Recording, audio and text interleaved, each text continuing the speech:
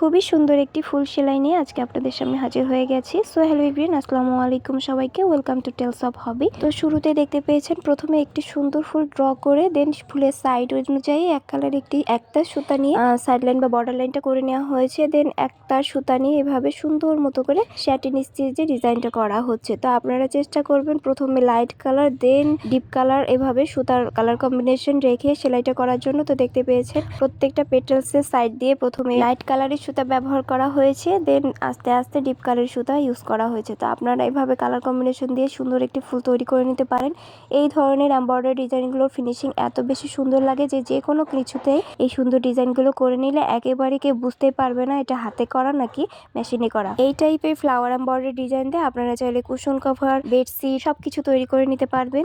এটা দেখতে যেমন বেশি সুন্দর লাগবে এবং এত নিখুঁত একটি ফিনিশিং আসবে যেটা কিনা সবাইকেই অনেক বেশি মুগ্ধ করবে। তো আজকের এই ফুলের ডিজাইনটা করার জন্য সিল্ক থ্রেড ব্যবহার করা হয়েছে। চাইলে আপনারা অন্য সুতা দিয়েও কাজটা করতে পারবেন, তবে সিল্ক থ্রেড দিয়ে কাজ করলে এটা একটা গ্লেজিনেস আসে, যার কারণে দেখতে আরো বেশি চমৎকার লাগে। তো দেখতে পাচ্ছেন এখানে একটু 3D লুক আনার জন্য এই যে থার্ড পাপড়ি, এই পাপড়ির মানে সাইড অংশে একটু মোটা করে সুতা দিয়ে সেলাই করা হচ্ছে। তো এটা দেওয়ার কারণে এটা একটা 3D লুক আসবে, দেখতে আরো বেশি প্রাণবন্ত লাগবে।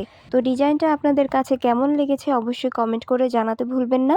যদি ভালো লেগে থাকে অবশ্যই লাইক কমেন্ট শেয়ার করে পাশে থাকবেন। আরও অনেক সুন্দর সুন্দর ডিজাইন দেখার জন্য আপনারা পেজটাতে ফলো দিয়ে রাখতে পারেন। তো এই ফুলটার ফাইনাল লুক দেখার জন্য অবশ্যই পেজটার সাথে থাকুন। তো আজকে এই পর্যন্তই, ভালো থাকবেন সবাই, টেক কেয়ার, আল্লাহ হাফিজ।